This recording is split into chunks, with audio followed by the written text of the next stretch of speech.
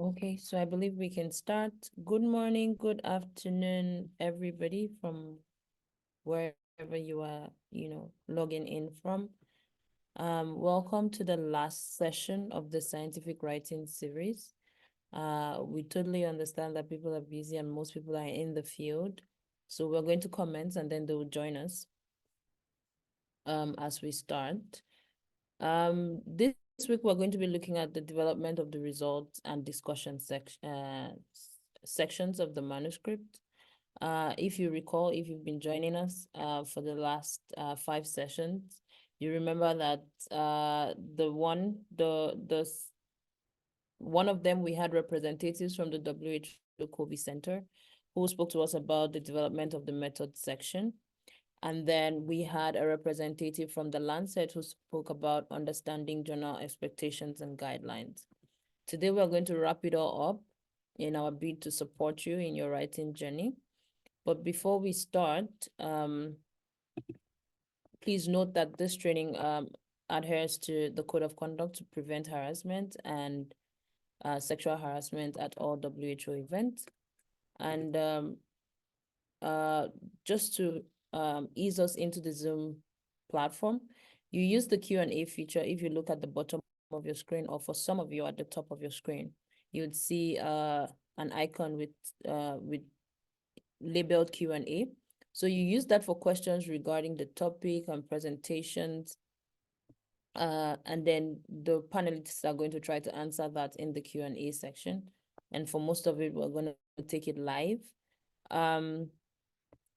And then use the chat for general introductions of yourselves. If you're having problems hearing, we have our IT person here too, who is very willing to support you. Or if you're having, any technical issues, please do not ask for the presentations in the Q&A. You can ask for it in the chat, but at the end of the session, we're also going to send this to you.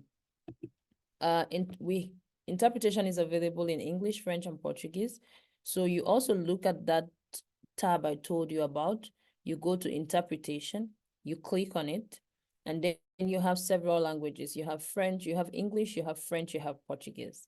Now, if you'd like to listen in French, you click French and then you click mute original audio. And then you would hear the interpretation of whatever, of all that we are saying. And the same applies to the rest of the languages.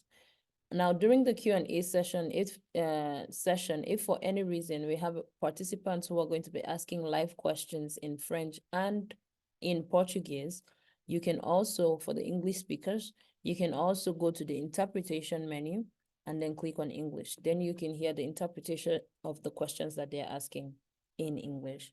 Please note that the interpretation serves to facilitate communication. It really does not constitute an authentic or verbatim recording of the proceedings.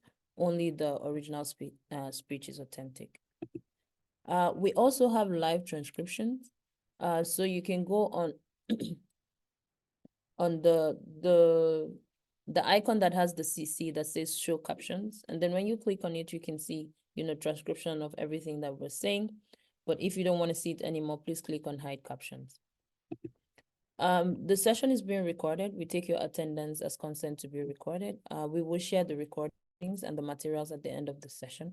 When we also send you this follow-up email, I would also send you a survey, a Google form, for you to share your experience of the webinar with us and also your expectations, so that for future reasons or for posterity, we can also take this into consideration to improve our training program to suit your needs.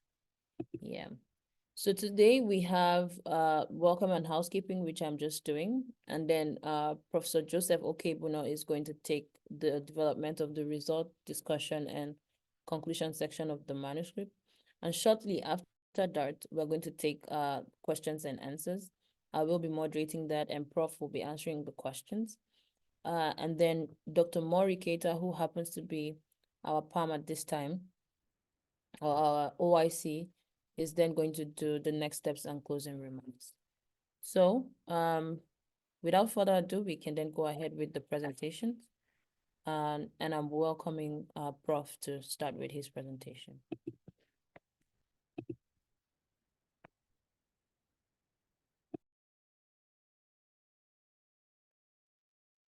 I think we're all in the zone of good afternoon now, so I should say good afternoon. And maybe I should apologize for the break in transmission. We were supposed to have met last week, but because of some other conflicting schedules, we were not able to meet last week. And I hope that has not affected participation today. All the same, we'll give the presentation. My colleague also is here. We've introduced Mori. My colleague Samboland is also here. So we'll be helping to take some of your questions as we go on. So today we want to be looking at the last bits of this series of seminar. So we'll be looking at mastering results, discussion, and conclusion sessions. These are sessions that sometimes we find people have difficulty grappling with. So please, we are going to be very deliberate as we go through these slides, taking you through this session. Next slide, please. Maybe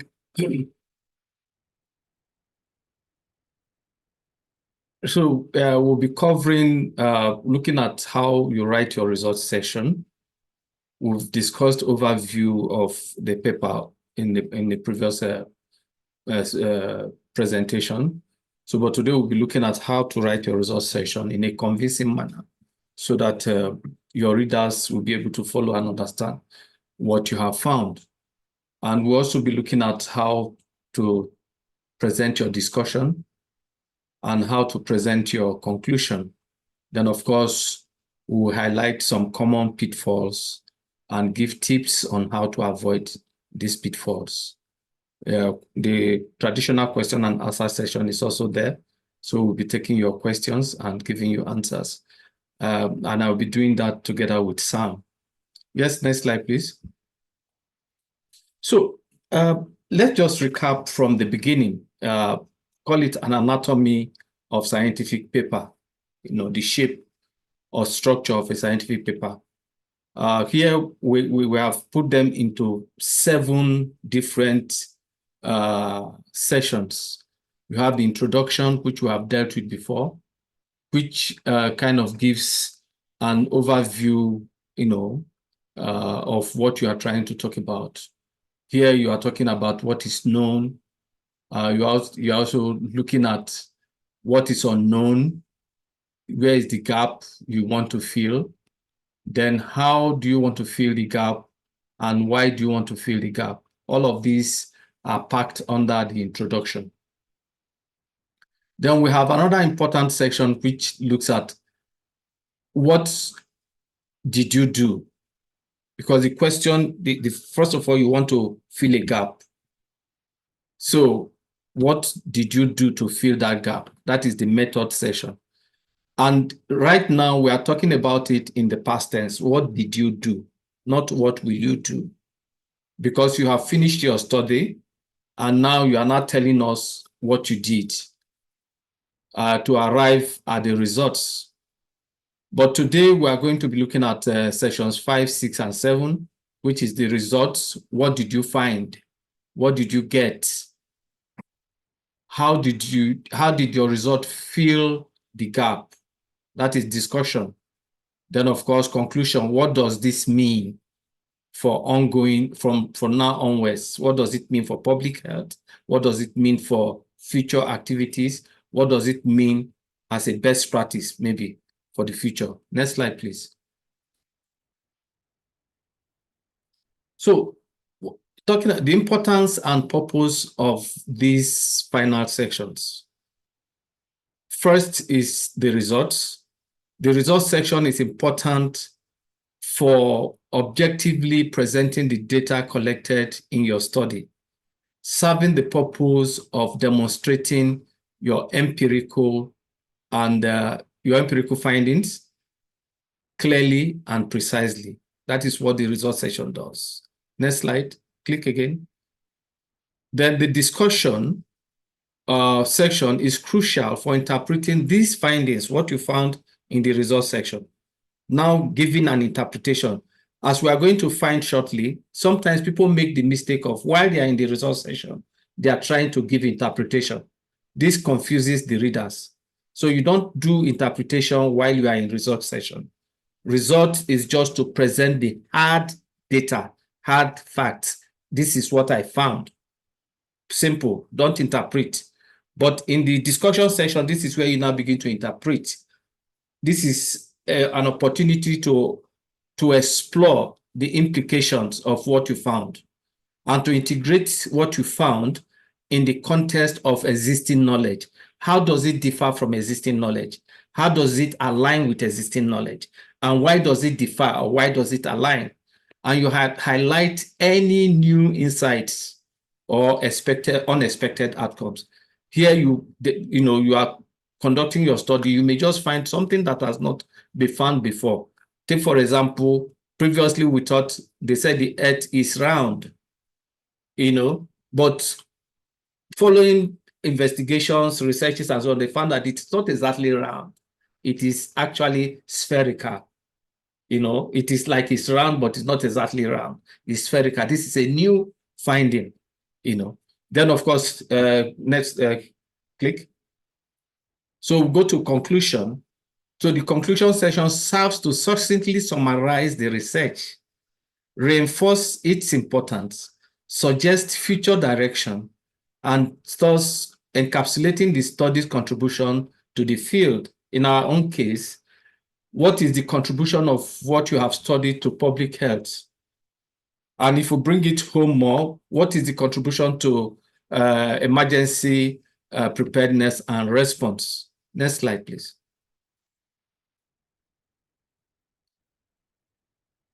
Next slide. So, yeah. So now we're still talking about the purpose. The resource section of an academic paper is a critical component where the author objectively and presents the data collected from their study without interpretation. This is just to reiterate. I'm just trying to reemphasize it. So you are presenting your results without interpreting. 80% of the people are sick. Don't interpret. 80% of the people are infected. 20% are not infected. Most of the responders are females, and so on and so forth. That is just how you drop it. This section directly reports the findings using text, tables, and figures to convey data clearly and succinctly. So here you are making all efforts to ensure clarity. So if tables are going to help you to be very picture perfect, to be clear to your audience, then you use tables. If figures are going to help you, you use figures. If you are going to use text, of course, you are free to use that. So whatever is going to make your audience should be your focus.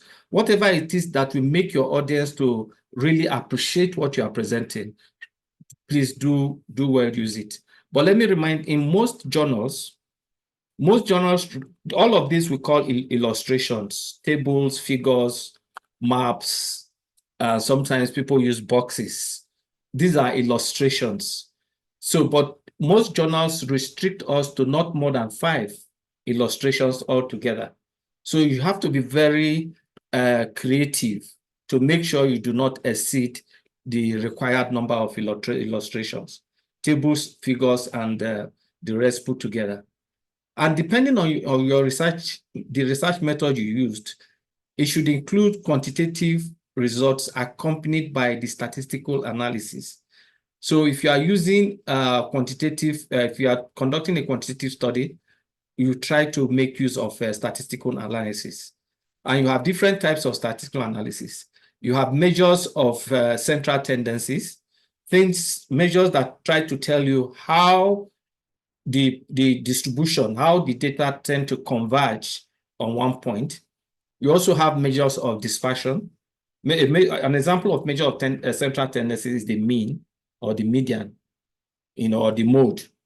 You also have measures of dispersion, like the variation, standard deviation, and so on and so forth.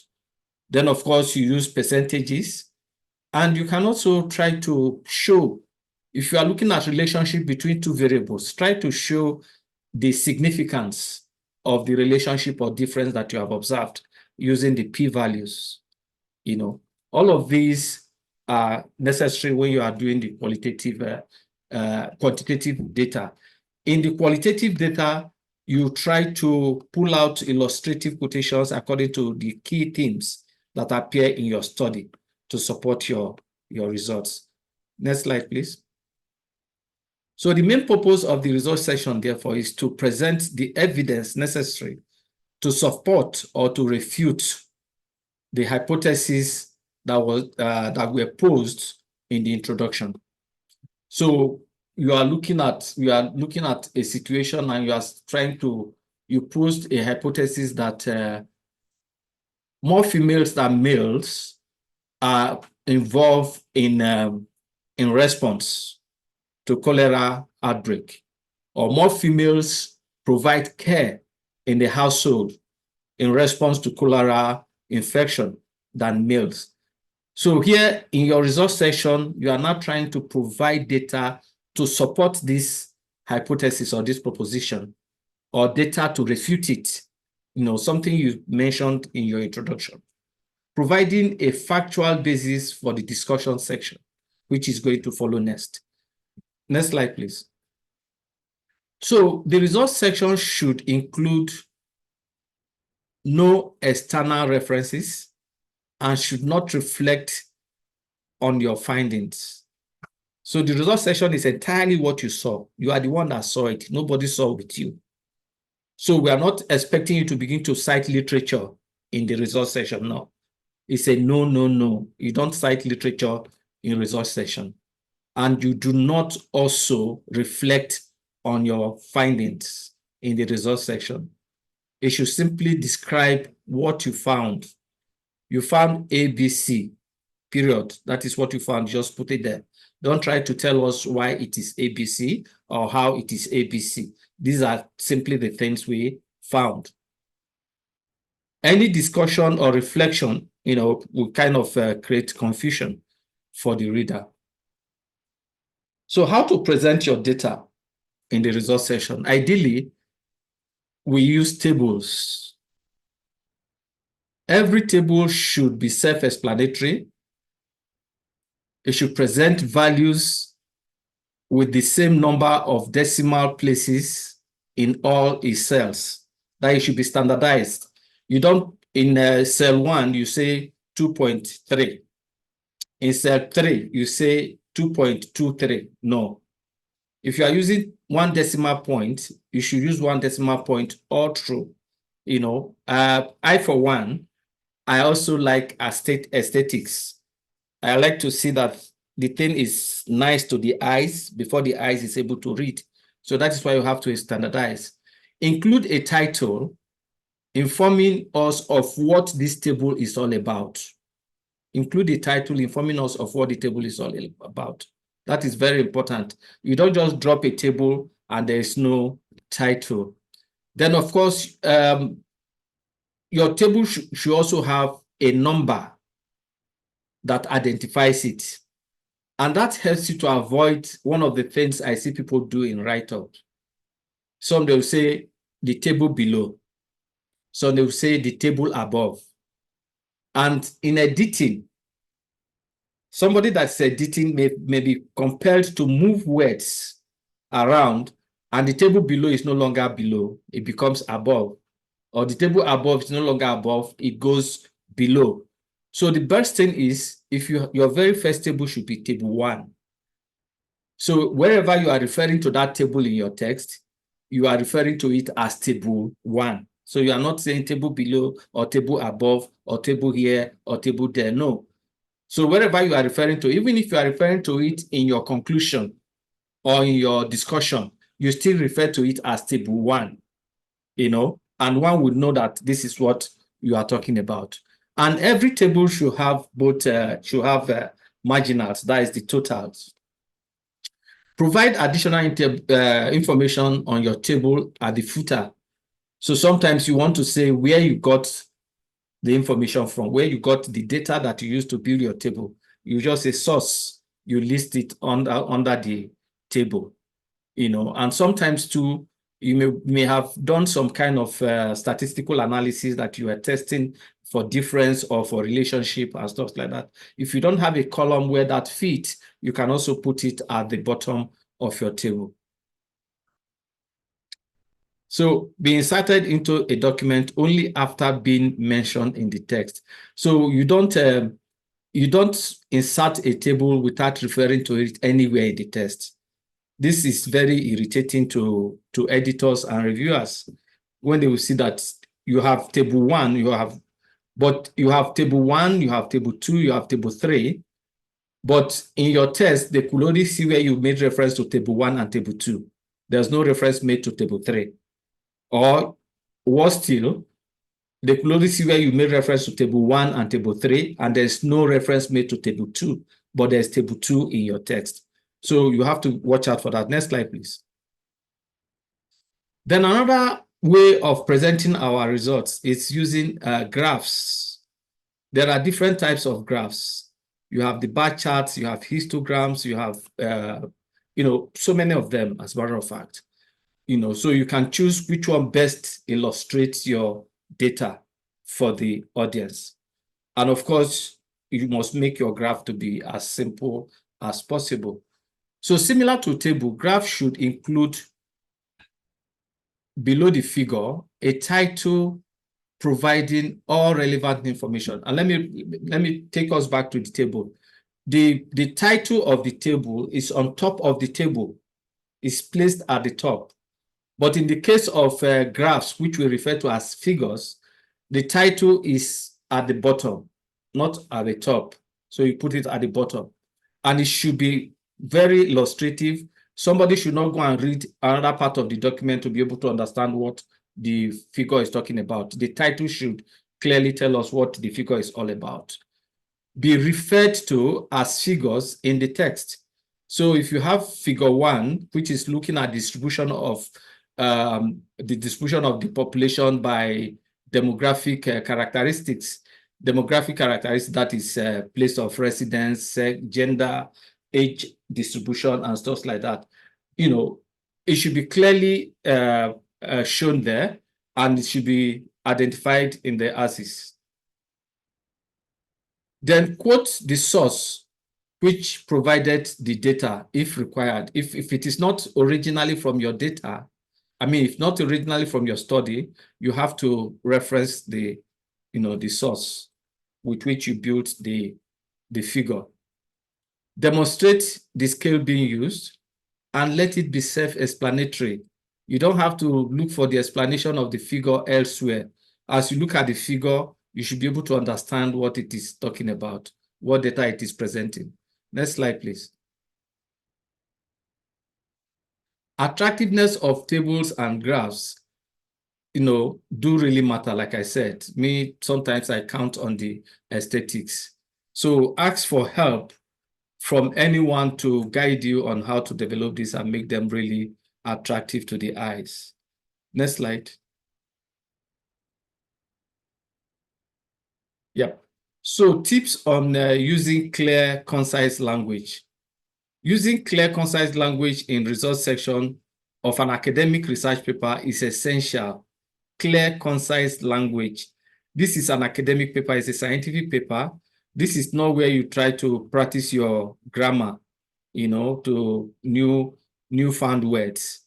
You should be clear, it should be simple, you should communicate, let other people understand what you are writing.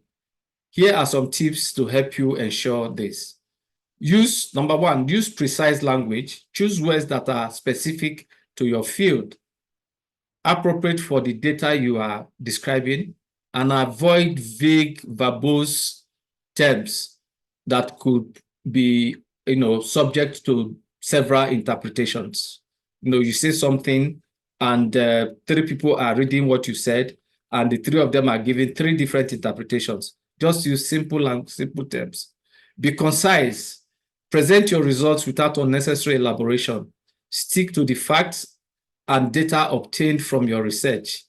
Avoid including background information, literature review, method, and stuff like that. Don't bring them to Kumba your results. Use active voice. Whenever possible, use active voice to make your statements more direct and dynamic. For example, the experiment produced, is more straightforward than saying it was produced by the experiment. The experiment produced it, instead of saying it was produced by the experiment. It was produced by the experiment is circuitous, so sometimes convoluted, and you could get lost in meaning of what you are trying to express. Next slide, please. Then avoid jargons. This, while technical terms may be necessary, excessive use of jargons and technical terms can obscure your findings. Remember that this is a scientific paper and it is going to everybody, some people in your area of specialization, some outside your area of specialization. So try to be as simple as possible, not to obscure your findings. Don't subject people to looking for scientific dictionary to be able to read what you are writing. Next slide. Use numerical data effectively. Present numerical data with appropriate statistical measures, such as median, mean, standard deviation, and the percentages and the rest of them, to support your findings. Ensure all units and measures are consistently used. Sometimes you may need to use, more advanced statistics, where you begin to talk about gamma correlation, Pearson's R, Pearson's chi-square. You are talking of chi-square itself. You are talking of ANOVA, analysis of variance, one-way analysis of variance, two-way analysis of variance. They may become necessary at some point. You don't necessarily have to be a statistician to write a paper. So you just need to look for somebody to collaborate with somebody. And that is why most cases you find papers are multiple authored papers. They are not often single authored papers. So you look for people with different expertise to help to build and strengthen your paper. Employ visuals wisely. If you are using tables, you are using graphs, you are using charts, you are using boxes, make sure that they convey the true meaning of what you want to convey in your results concisely. Make sure each visual is labeled correctly and includes a caption that explains what it is all about, what it's about to illustrate. Then be sequential in your presentation. Be sequential. Don't just have a logical sequence with which you are presenting your study, so that people can follow you sequentially. If you did an experiment or you are talking about your study design, just present your data in a logical way, not jumping. At some point, you are talking of A, then you move to B, then you move back to A, then you move to C. It gets your readers to be very confused and gets your paper to be quickly rejected. And minimize redundancy. There is competition for resources. So the space your paper is going to occupy is a space that is being competed for by so many other papers. And when your paper is unnecessarily long and there's redundancy, the tendency is to throw it away. So try to avoid redundancy, ensuring that you do not repeat data in different forms. Sometimes you find people, they present the data as a table and they present the data also as a figure. You are showing the data of the distribution of the population. You have urban and rural. You put it in a table. Then you go on again to do urban and rural in a figure. This is repetition and it is redundant. You don't do that. You should decide which one you want to use. Then edit your paper ruthlessly. Ruthlessly. Don't messy it. Edit it, possibly give it to another person to look at it and edit for you. Because when little irritants can drive the reviewer or your editor to reject your paper. So edit to make sure that there are no irritants that will facilitate the rejection of the paper. Next slide, please. So common pitfalls and tips for results section. One, including interpretation in your results section. It is very wrong. I'm trying to reiterate it because this is very, very important. So you need to to avoid that, clearly separate your data presentation from its interpretation by using subheadings and separate sections. Only present the raw data and its direct analysis in the results section. Overloading with data. Don't overload your paper with data.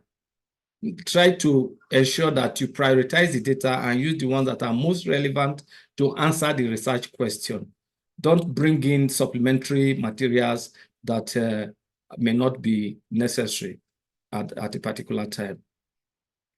Inadequate explanation of figures and tables. So when you present your tables and figures and the titles are not clear, do not really show what you are talking about. For instance, you have done a figure, you have done a bar chart, and the bar chart is looking at the composition, or is looking at the trend of outbreak of cholera outbreak, over a period, say from January to December in a particular country. That is what you are presented.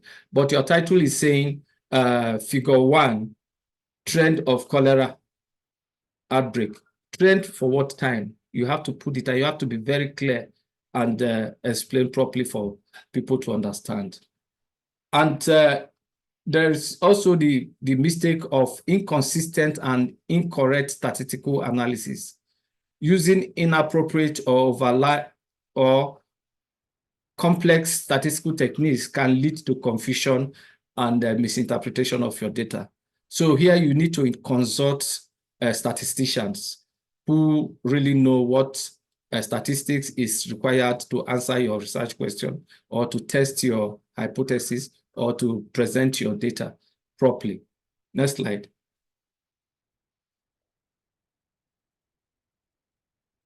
Now, to write discussion, we are moving into discussion session now.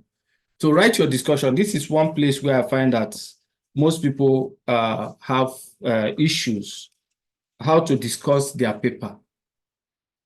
So this is where argument comes in. The first place where you had arguments was in the introduction. In the introduction, you are trying to convince your reader that it is necessary, it is useful to study this phenomenon. You are trying to convince your reader that there is a gap that needs to be filled about this reality. That is in the introduction.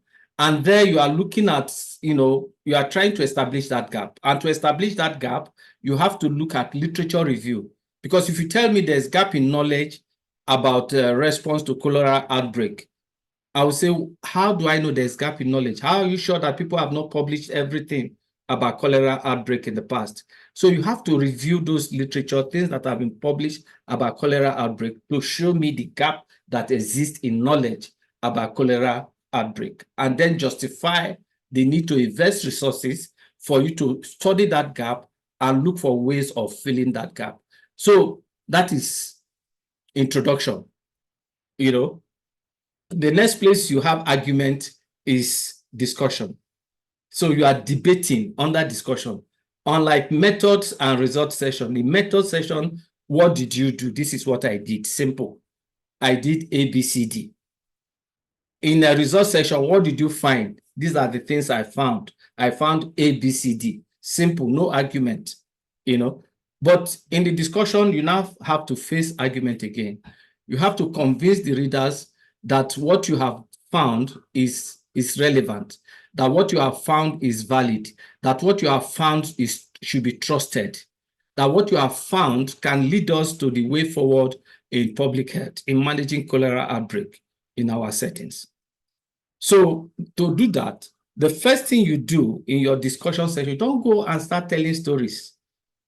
Some people will start and say, well, in this study, we tried to do this, we decided to look at this. No, the first thing you do is highlight the key finding. Think of what are your key findings, take the first most important key finding, start with it. Start by clearly identifying your most significant results. This should be the findings that most directly impact the broader field of your study, that have the potential to influence policy, practice, and further research. So that is the most important finding. You just say this, in this study, we found XYZ. In this study, we find ABCDE, and stuff like that. Now, having said that, in this study, you found that there is lack of knowledge on ways of managing cholera outbreak, or there is predominance of unscientific knowledge. Unscientific knowledge is when people begin to tell you that cholera outbreak is caused by spiritual influences. Cholera outbreak, they are not giving you the scientific knowledge that we know. There's a dominance of religious belief about cholera outbreak in this society. That is your major finding. And that is something that needs to be addressed to, change the tide of response to cholera outbreak, the ignorance that exists in the society.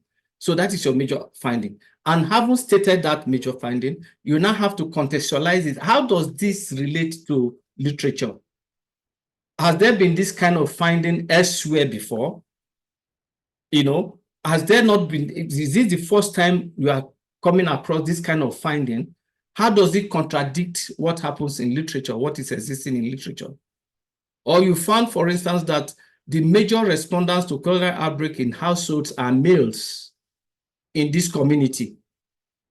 We know that generally women are the caregivers in homes, even though fathers are the providers of the resources, but women are the ones that generate household health and give care when somebody is sick in the household. But in this society, you now found that it is the male that are caregivers in the society. So you now have to say, how does this align, or how does it disagree with what is existing in literature? So you have to try to link it. So you said a similar results were found in a study in XYZ community. However, in another community, they found something contrary to this study. Don't try to look for literature that, well, we're going to get to that. Don't try to only look for literature that support your finding. You should try to be as balanced as possible. So those studies that do not validate your result, you should also highlight them and possibly begin to show why are they different from your results. Is it because they use different methods? Is it because they depended solely on one type of research method? Is it because they were conducted long time ago, over 20 years, 10 years ago? Or is it because they, so many reasons. Why is it that they are different? Why should we believe your own now and not believe the ones that are contradicting you? These are the things you have to discuss. Then, of course, you have now moved to application of your results. Discuss the practical application. How do we apply this in our ongoing response to cholera outbreaks, which is becoming a perennial thing? How do we begin to apply what you have found? This might include implication for public health policies. You may begin to give suggestions for clinical practice and also application in environmental management, depending on the area you are coming from. Then, of course, address the societal impact. What impact does this have for society at large? Next slide, please. And before you close your discussion, you have to suggest, future research that may be necessary to further investigate what you are finding. And try again, we're also saying that you should be very careful with the language you use. Don't let your language be very verbose. Let people be, because when you transmit a message and it does not elicit the reaction that is expected, it means you have not communicated. So you should present yourself in such a way that it will elicit the right action, right response from your readers. Incorporate interdisciplinary insights, if applicable, discuss your findings with other people from different disciplines and see how this can help you to broaden your discussion and the analysis of the implication of your findings. Next slide, please. Then I talked about not looking for only literature that justify your results. So you should try to balance your discussion. Unbalanced, an example of unbalanced discussion is, for instance, let me read it if you don't mind. In the recent study on the new hand washing campaign, our results demonstrated a significant reduction in flu incidents, proving the effectiveness of our campaign. These results undeniably confirm that hand washing is the most crucial intervention for preventing flu. Given these findings, other preventive measures like vaccination, wearing masks may be considered less important for preventing flu. So there are different ways of preventing flu, but you have found in your study that hand washing contributes, and you are now looking for literature and you are discussing in such a way that shows that only that thing you have found is what is valuable. Meanwhile, there are other materials that have shown that things like wearing of masks, vaccination, can also help to protect one against flu. So this is an unbalanced way of discussing. On the other hand, the balanced one says, while our study observed a reduction in flu incidents from the new hand washing campaign, it is important to interpret these findings with caution. While hand washing is a significant preventive measure, its effectiveness as observed might also be influenced by concurrent public health initiatives, such as increased flu vaccinations and public health awareness during the study. So sometimes you want to, you are actually carrying out an intervention study, and you plant that your intervention, and there is a change from time A to time B. There is a change, a positive change. You may not necessarily conveniently attribute all that change to your intervention because other things may be happening within the environment. You have come with a campaign, but you don't know other organizations, non-governmental organizations, such church groups, and so on and so forth, that have also come to campaign with other things. So you say, therefore, while our results support the promotion of hand washing, they also underscore the need for a multifaceted approach to flu prevention that includes vaccination and other hygiene practices. This is a more balanced discussion. Next slide, please. Okay, I don't know how I'm doing. Yeah. So balancing discussion, the unbalanced paragraph makes sweeping conclusions based solely on the study's results, ignoring other potential contributing factors and overemphasizing the role of what we have found in our study. Whereas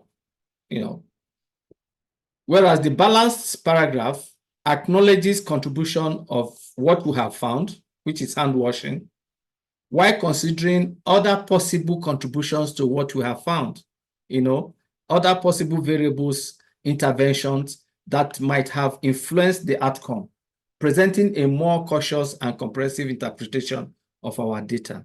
Next slide, please. So some common pitfalls we experience when writing our discussion and the tips to avoid them. Overgeneralization of our results. So sometimes we try to claim that what we have found is the ultimate. We overgeneralize it and say it applies to the whole of Africa. Meanwhile, we have just found it in a very limited one community. So to what extent can you extrapolate what you have found to the larger population? You have to be careful about that. Ignoring contradictory evidence. So when you try to avoid evidence that contradict what you have found, because this is a discussion, now you begin to look for literature, every literature that supports what you have found, and anyone that does not support it, you put it aside, not knowing that your editor or your reviewer may have read that literature that contradicts what you have found. So you need to bring all of them on board. Then don't speculate beyond your data. Keep yourself within your data.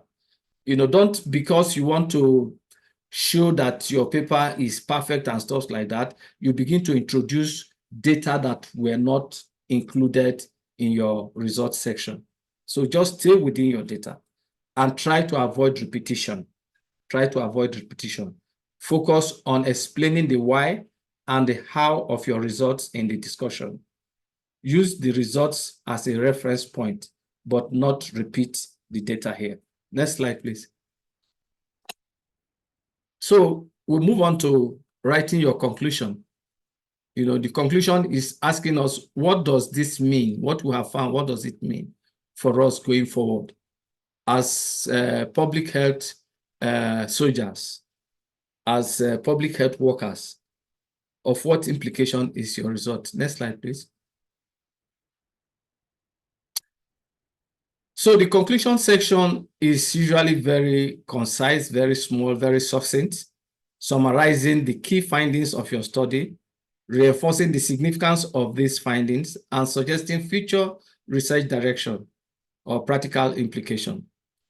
To write a compelling conclusion, start by clearly restating the main finding of your research, linking them back to the research questions that you posed in the introduction session to show how they address the queries.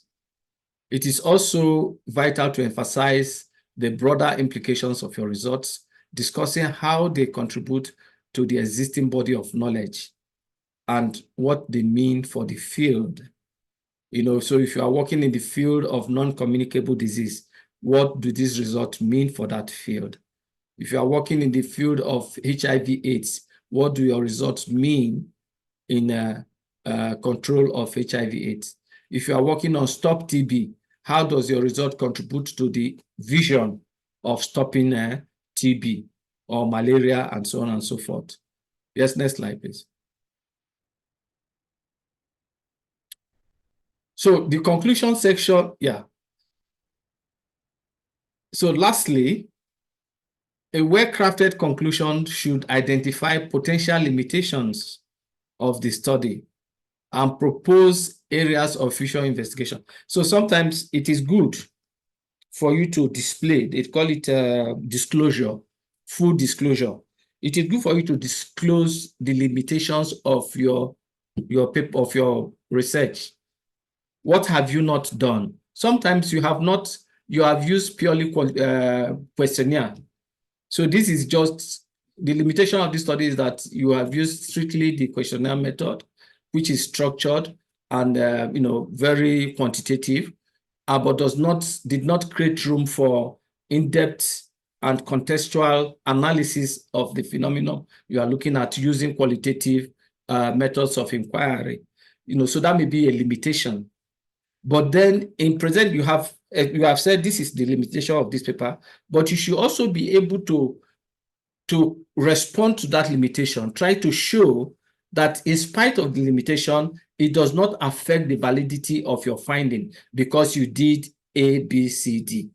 You took 1, 2, 3, 4 action, but all the same, you recommend that future studies should try to use some mixed method approach, or use if it was only qualitative method you say you should also try to employ statistical approach to be able to get statistical conclusions to our finding. So this is very, very critical.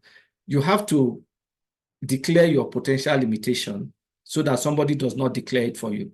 Because the person, if you leave it for somebody to declare for you, it means you are not aware of it, and the person may put it in such a way that something that is like a house rat now looks like an elephant. Next slide, please. So some common pitfalls and tips on writing conclusion. 1, introducing new information. Conclusion is not where you begin to introduce new things. You should not go outside the province of the paper you are writing. It must limit itself to summarizing the data which you have. Don't bring new data. Avoid being vague and non-specific. restate your main aim, your main finding and the implication explicitly, clearly. So don't be vague. Let people know what you are discussing. Then lack of closure. The conclusion should provide a clear end to the narrative paper, summarizing the finding and their implications concisely and effectively. Failing to provide decisive end can leave the reader unsatisfied. The reader will begin to say, so and so what? And so what? What next? So we should really be conclusively conclusive. And that is what we call conclusion of the paper. The next slide, please. So colleagues and friends, this is the end of this presentation today. If you have questions, we'll take the questions. Yeah. Thank you, Prof. Thank you, colleagues, for sitting through the presentation. Please raise your hands if you have questions, and we will give you access to speak. Please keep in mind that for the EPR cluster, the focus is also to write and publish the work that we're doing in the field. However, we also recognize that some of our colleagues are in the academic line as well. They're doing their masters, some of them are doing their PhDs, and this can support you. So we can also support you with this, but right now we're focused on publishing what you have in the field and supporting you through your writing journey. So with that, I see 2 hands. I will start with Badara Dia. Please unmute and speak.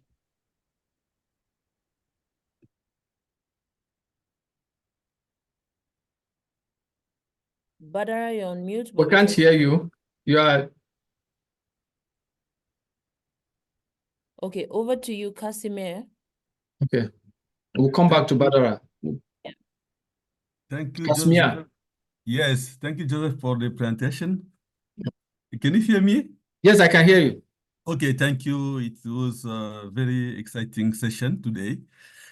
Sorry for me because I missed all the previous sessions, but I hope to catch up with them. Yeah. So now my question is about, just for my understanding, the study limitation should be discussed on the discussion or in the conclusion? Because it seems that the first time we say that we can say something about this on the discussion, but after this you come back also in the conclusion. Thank you. Over. Yeah. So the study limitation should be the last part of the discussion. Haven't shown everything. However, these are the possible limitations of the study. You presented and also show how you managed it such that it does not invalidate your study. So in the conclusion is a summary of everything. It's not necessarily an abstract, but it tries to summarize everything you have done. And it will not be out of place if you also put a sentence about the limitation, as, things that you have summarized. But if you think that it's getting too long, you can just leave it in the discussion session only. Okay, thank you. Mm-hmm. Okay. There's Freddie. Yeah, we're going to go to Freddie. Freddie, please unmute and speak. Yes, Prof. Joseph, this has been extremely helpful, very, very helpful. I've written a few papers, but your discussion, your insights are extremely valuable, and very grateful to the organizers. Thank you very much. Yes, wanted to find out recently, some of the areas, papers, probably we could also look at as examples. I know you may not want to for conflict of interest, but just generally, so that a few of us who are trying to learn more could read some of those, which you could, guide us to say, maybe if you read this, it will also help you more to consolidate what you've been sharing with us. But really, mine was just to appreciate extensively what you've given us today. Very helpful. Thank you, sir. Thank you very much. Thanks a lot, Sir Freddie. Definitely, in this case, I don't think we are talking so much of conflict of interest now. Anything that you can do to make it easier for you to write your papers, we are ready to do that. And you can reach us individually outside this. You can reach us through Amarachi, or you can write straight to us to ask questions. We'll discuss them. Our ultimate aim is to enhance the ability of colleagues to document what we are doing and publish them in scientific peer-reviewed journals. Thanks, Thank you. Fred. Thank you. While I'm on the stage, just very quickly. Also, are you likely to share the link of this for the audio, just for us to synthesize? And I may have missed that bit. Probably it was mentioned. Thank you. Amarachi, over to you. Yes, Freddie, we're going to be sharing with you the recordings of the last 5 sessions, including this, and the resources of all the 6 sessions. In the previous sessions, we also had some additional resources that the facilitators and the panelists had shared with us. The Lancet and our colleagues from the WHO Kobe Center will also be sharing that with you so that you can synthesize and get the necessary support that you need. All right. I see that in the Q&A, Dr. Samba answering a There lot are of some questions there. I think Sam can take those questions. I don't know what questions are. Sam had been Sam, answering of the questions. the questions in the Q&A, please. Yeah, absolutely. No problem. Most of the questions in the Q&A, I've been able to go through and provide a quick answer to. Okay. I might just give a quick review for those who are listening to the call and did not see the questions and the responses to them. And then there's one pending, which I will come back to. So there was one question which was asking whether it was possible to get the previous recordings for these series. It absolutely is, and it's a great question. And so for sure that we want to be available to provide all of the great work and effort that has gone in previously related to developing research papers.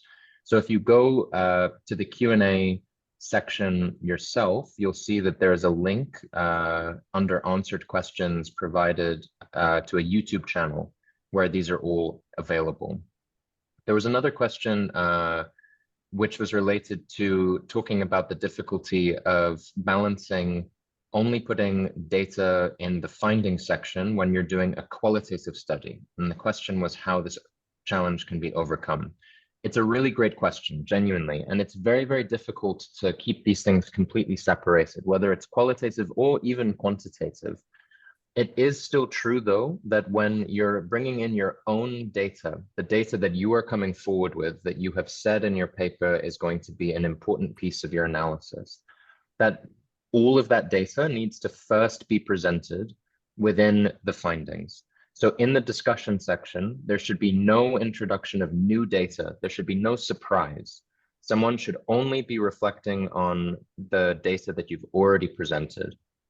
That being said, of course, in the discussion section, you'll be referring back to the data that was presented in your findings. It does not mean that you can't reflect on it, talk about it, and make sure that you're actually thinking about it and making these arguments. That's exactly the point. But there should be no new data that you bring up within the findings section, whether it's a quantitative paper or a qualitative study. There's a related question that came up from Aminata Kobe about how you present qualitative results. And this is a really good and very significant big question. And it really depends on exactly the content of the qualitative data that you're working with. But the short version is that the general principles are very much the same. Generally speaking, what you want to do is to be very cogent, very clear, and make sure that you're providing the necessary context to be able to guide your reader through the data that you have received and that you're going to later analyze within the discussion section of your paper. You are the expert on the data that you bring forward for any project that you advance. You cannot expect that the person reading what you have written has the same level of knowledge as you. So what you generally want to do, and it's the same with quantitative and qualitative data, is to top and tail the data that you present.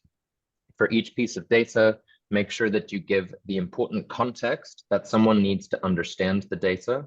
then you give the data, and then you give your explanation or your argument related to what that data is saying and why it matters in this particular moment. And then, of course, you segue to that next piece of data. That's the sort of quick answer to that question. There are a few other comments about having access to the slides, and I just want to confirm that for sure, I believe Amarachi can confirm, but they will be circulated to people in the coming days, I believe. And moving through, let's just quickly check. There was a question about what the implications are when the study findings are concurrent with other existing literature. So when there's no contradiction. And firstly, I would just quickly say that I promise you, if you look hard enough, that at the very least, you'll be able to do some nuancing of the existing literature. You might be able to say, we found things concurred with the existing literature, but it was a little bit different in this and that way. That's always going to be true when you're looking at a new set of data. But putting that aside, it is still a valuable finding to confirm what already exists, because what you're still able to say is that what already existed was built off of a different set of data. We now have new data, and that new data is confirming what has been found before. So you're still actually changing the prior finding by saying the prior finding is even more robust. We have found that the prior finding applies to this additional context, to this additional data, and that in and of itself is still novel. That is still something new. So you can still make the argument that you're advancing science, that you're advancing the literature.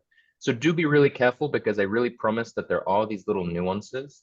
But for sure, you're still in a position to be able to concur with the existing literature and still say that that's a meaningful contribution to research and to the literature base. The last question quickly is someone, are you trying to jump in, Prof? Yeah, no, go on. If there's another question. I just wanted to say Aminata has had her hand up for a long time, so we may need to. But go on, finish if there's another question. Yeah. The last answered question before coming to the open ones was just looking at whether or not you look for literature during the discussion of the results. So just to confirm that in the discussion section of a paper, 100%, you should be doing exactly this. You should be taking the data that you presented in your findings, and you should be taking the literature that you presented in your background or your literature review, and you put them in conversation with one another. So you should absolutely be trying to bounce back and forth between your data and the literature, and build that argument about what it is that your data means and how it pushes, changes, confirms, questions the literature that you've already brought up. So it's a really good question, but 100% you should be including discussion of the literature within the discussion section of your research article. There are some other new questions that have come up. I'm going to pause here so that we can come to let's Aminata. Yes, exactly. Okay, Aminata, please. Thank you very much. I cannot overemphasize the importance and how this session has benefited us. And thank you, Roland, for answering the questions. Just to connect with what you've just said about literature in the discussion, I asked another question, that what if there is new evidence, new literature? Can you use the new literature in your discussion that you've not used before? Sure. Thank you. Yeah, so you can. Okay, so before Sam comes back, I just wanted to add to what the response Sam gave about, somebody asked the question, said it is usually difficult to separate discussion from results when dealing with qualitative study. I see where the person is coming from, because you necessarily will say, oh, majority of the people disagree with this in the focus group discussion. Then, for example, illustrative quotes, you now show where they disagreed. That is not really discussion. When you are doing discussion, you are asking yourself, how does your finding sit? That is like Sam was saying, This is where you begin to bring in literature. So if you start reflecting on your finding in resource session, you'll be compelled to look at what is existing in literature and which is not acceptable for resource session. So by the time you move to resource session, you are not only presenting what you have found, but you are looking at how what you have found relates to existing knowledge. And when we are talking of existing knowledge, we are talking of literature. And you have to cite those literature. How does it confirm existing knowledge? Does it refute existing knowledge? And what is the implication? And what does it hold for public health going forward? And so on and so forth. So this is what we call discussion. But if you now begin to say, oh, a majority of the people are not in agreement of the use of this method for prevention of this infection, and this has been found in other literature, you are not doing discussion. So you don't do that. So guide yourself. When you are doing discussion, you are answering questions. You are raising questions and you are answering the questions. This thing I have found, how does it fit into the context of existing literature? Does it agree? Does it disagree? If it disagrees, why does it disagree? Then what is the implication in this area of work for public health? And what is next? What do we do next? And stuff like that. So that will help you to separate your results from your discussion. And Sam has also very well answered that question of confirming existing literature. Sometimes your study may not be totally new, that nobody has done it before. You may be doing the study because the study has been conducted in East Africa. No such study has been conducted in West Africa. So if you now conduct that study in West Africa and your result is the same as what obtains in East Africa, you are confirming what has been found. But even within the same West Africa, the study was conducted, the last time the study was conducted in West Africa was 10 years ago. So this time you want to see whether the same thing exists. So it is not a crime that you confirm what is existing. You mustn't always look for a contradiction. You can also confirm, reaffirm, call it reaffirmation of what is existing. So those are the things I just wanted to add. But I think there are some questions. I'm not looking at the Q&A, so Sam is looking at the Q&A. Sam, do we have more questions? And please. We have open questions. Yeah. So Sam, go ahead, Amarachi. I see you typing in the Q&A. So do you want? Yeah, he's responding, but I want him to say what, because some people may not be looking at the Q&A. So please, go on, please. Absolutely, no problem. So the first question, just quickly, was a question about how to be exhaustive in the literature search. And for this one, I'm going to pin the question and refer back to the presentation and the webinar that was done on literature searching exactly. And so what I would really encourage you to do is to go to the history of all of the different webinars that have been done and all of the work that has been done to package this in a way that we hope is accessible to you, and to go through and look at that prior webinar. But if there are any questions, whether about literature searching or anything else that people have after watching the webinars, after going through that material, you know that you're always welcome to reach out to Professor Joseph or to myself or to any other member of the team, and we can do our best to support you with your queries. We are here to support you. So please do go and look at that other material, and then don't hesitate to reach out. Just moving through these because there's several here. So thank you again for that question. There was a question about at what time publishable data might be considered to be old. Now, that is a very, very good question. And unfortunately, there really is no correct answer to that question. It's going to depend very much on exactly the topic that you're researching. And sometimes you can publish research on data that is decades old. If it's still saying something new, if it's still adjusting and changing the literature base, when you can probably think that it might be a bit too old is if when you look at the data that you have and you think about what the data is saying, that it's not possible to say anything new at all, then probably it is not necessarily going to be something that is worth your time to advance. That doesn't mean, like we said before, that there aren't occasions where you might find it's useful to concur with the existing literature, but that's still, as we discussed, advancing new knowledge. Generally speaking, you should still be able to find a way to publish, even if it's not necessarily guiding decision-making, for example, because doing historical research and looking at historical case studies is still something that can be really valuable. So unfortunately, there's no right answer to that question, but feel free to reach out to any of your colleagues that do research, or again to us, with the particular data that you have in question, and we can try to guide you in relation to this very valuable question.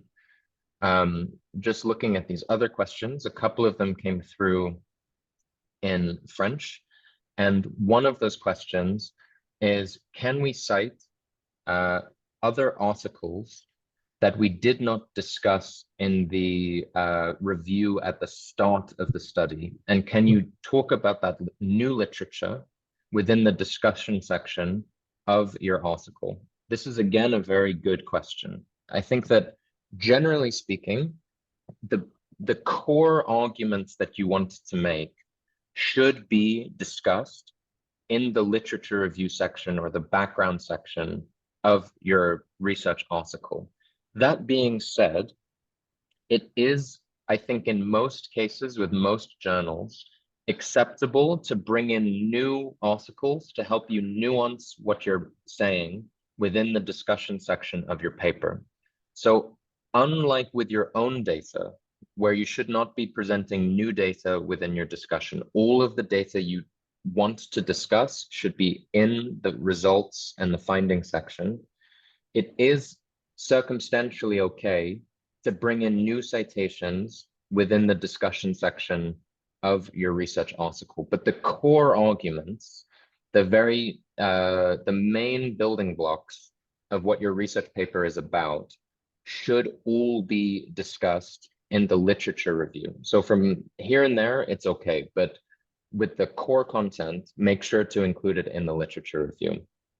I think the second question that I can see in French is essentially the same question, which is asking whether it's okay to cite articles not discussed in the literature review within the discussion. Yeah, so it's the same question. So in this case, the answer applies the same. Yes, essentially it's okay, but do so sparingly when it helps you to make a particular point, when it helps you to make a particularly nuanced answer to your question. I will pause there. No, there are still some other questions. I just want to make sure that, because I can't see whether there are hands for people to ask questions live. Is there anyone in the live audience? No, not yet. Okay. No problem at all. So I can continue moving through these. And thank you all for your patience as we go through these. There was a question from Joshua Tim asking, can a guide be done on scientific writings for lessons from the field? For example, after reviewing emergency response efforts and you would like to publish efforts done where there is no data but thoughts from the field. So this is a really good question, and the answer is absolutely. It depends on the journal that you would like to publish with. Generally speaking, there is often in many journals related to the field a separate category of articles which are often called exactly this, something like notes from the field or sort of observational studies and so on and so forth. And they are still published in peer-reviewed articles, but they usually have a different standard than the kind of research that this webinar series has been primarily focusing on, which is more of that scientific peer-reviewed publication. Things like lessons from the field or comments from the field don't always have to go through the peer review process while they are still published in a peer-reviewed academic journal. What you would want to do is go to the journal that you're interested in publishing in, and you go to Google and you type in the name of the journal, and then you type in author instructions. And you go to the author instructions, it'll pop right up, and they will have there the list of the different kinds of publications that they support and that they like to advance. And look through that, and you'll of course see the original research article. You'll also usually see editorial. You might see opinion pieces and so on and so forth. But then you'll also hopefully see that there's this kind of category. And if you don't, then it might be a good idea to look for a different journal that does include exactly this kind of category. So the short answer is that absolutely, these are still very valuable pieces to write. They probably won't be categorized as a peer-reviewed scientific article, but that doesn't mean that they are not still valuable. So it's a great idea to still try to advance these. You just need to find the right journal to be able to do so. So thank you again for the very valuable question. I can continue. There's a question from Freddie Benza. Thank you, Freddie.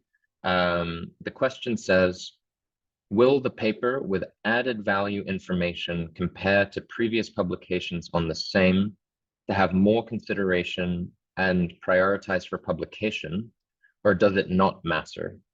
In this instance, and I'll reframe what I think the question is asking, the question essentially, if I understand it correctly, is asking whether a very controversial finding or something that really changes the field is going to be considered more favorably by the journal for publication than something that is agreeing with prior findings. That is a very good question, and it's entirely the editorial decision of the journal. Some journals, they will prioritize information that changes the argument, that changes the field, that changes the way we think about and talk about a particular issue. Some journals are very happy to work with publishing articles that are not so controversial or not so fundamentally different, that are more in line with the existing findings. So essentially, there's no clear answer to that question, but it is up to the editor of the journal. I should add, and we've talked about this before, it is very, very, very normal when you finally do submit your paper to get what's called a rejection, but an offer of transference of your article to another journal. I'm sure that anyone who has published articles, myself included, has had many, many rejections before, and it might take you, I think for me, maybe the maximum was 7 or 8 different applications to find a journal that was interested in the particular story and argument that I was trying to make. And it can be very tiring and very stressful to do that. But the rejection at first is not an indication that what you have said is not valuable. It may just be that it is not sufficiently interesting to that specific journal at that specific time. So if you do have a rejection from a journal and they say, this is not something Not the that, focus. not the focus or the purpose or within scope of our journal, it simply means that's fine. Go find another journal. And sometimes the journal will actually even guide you. They'll say that we think that here might be other places that you can look. So that's, I think, a really useful thing to not be discouraged by as you try to navigate the particular interests of the journals that you're applying to. Now, finally, at least the last question in the Q&A chat from Glenn Edesoa. The question asks in English, how can we choose the best articles to use for the discussion section? Sometimes articles are almost identical. And also, is there a limit on the number of articles used for the discussion? So these are also 2 very good questions. So in the discussion, if you're trying to make an argument, you're trying to use your data and reflect it against the literature, and in doing so, you're trying to advance and say, why is this important? You are absolutely okay in the discussion section of your article, because you've already done a lot of very strong work in the literature review to set everything up. You can, in the discussion, simply take illustrative examples of the literature. So you can essentially say, I want to make this point, and it has been said in the literature base, this, and this. And you can essentially just pick 1 or 2 key articles so that you otherwise don't have to cite the 50 different articles that are making the same point.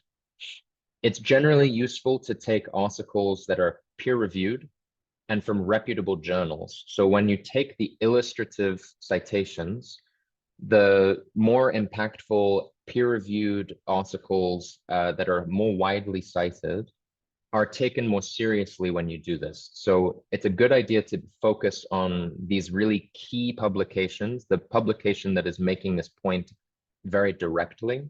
But no, you don't need to go and cite absolutely everything. When it comes to this question on the limit of the number of articles, there absolutely is a limit, and it's journal dependent. But unless you're doing a PhD thesis, when you might have even 1,000 citations, many journals will cap you between about 15 and 50, depending on the journal. And again, the only way to guide this is to point you towards the author instruction for the journal that you want to publish in. So you go to Google, you put in the name of the journal, you put in author instructions, and you'll look there, and it will, from almost every journal, it will say very directly, this is the limit of the number of citations that we accept. And if it doesn't say that, then it's probably because they don't mind, but it would be very unusual for you to have more than, I would say, a maximum of 50, even for quite an involved research article. There might be exceptions to that rule, especially if what you're doing is itself a literature review. If you're doing a systematic literature search and review, then you might have many more than that. But for most research articles, you don't want to throw everything against the wall and cite absolutely everything. Your focus is on pulling out the key arguments, the key points, and the key authors, and then focusing on addressing the question at hand, guided by that literature. And the valuable point about that is that the more specific you can be, the more it shows other people that you have a very good grasp of the literature. It's actually more difficult to be selective and have fewer citations than to just simply cite everything. So to cite fewer things indicates to the journal and to your reader that you've very carefully read everything and you have picked the things which are most important for the argument that you are trying to make in your paper. So hopefully that provides some guidance in response to this particular question. If there are any other questions right now, it looks like in the Q&A there are not, but we're here and happy to answer any other questions over the next few minutes. Okay, thank you so much, Samuel. Just before we hand over to Dr. Murray, are you with us? Just to inform you that the WHO EPR cluster has put together a very nice team of people to support you in your writing journey and with publishing, especially as it concerns our work in the emergency preparedness and response cluster. So we had started this a few months ago. So if you haven't yet sent us a topic or an area of interest that you'd like to consider based on your experience or the data that you have, but you are interested in putting this together, please write to me, and we'll see how to reach out to you to make this happen as soon as possible. I'm going to put my email in the chat, and now I'm going to hand over to Dr. Murray for the closing remark and next step. Over to you, Dr. Murray. Thank you so much, Amarachi. First and foremost, I would like to express my appreciation to all the speakers who participated in all the 6 sessions. My special thanks are also extended to partners. I'm referring to the Lancet and WHO Kobe Center for their expertise and support.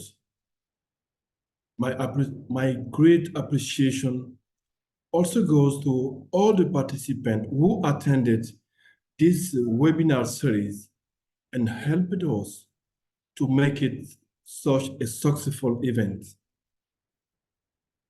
In the next stage, as Amarachi has just said, we have initiated a mentoring program support participants in publishing their work, primarily in emerging and re-emerging epidemic diseases.